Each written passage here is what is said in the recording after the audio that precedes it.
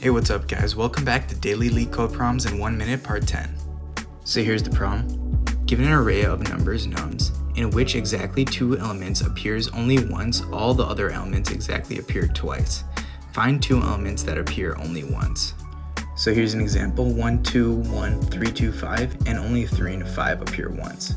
So here's the function with inputs of self and nums. For this problem, it's easily done with a dictionary, but what we're going to do is use bit manipulation.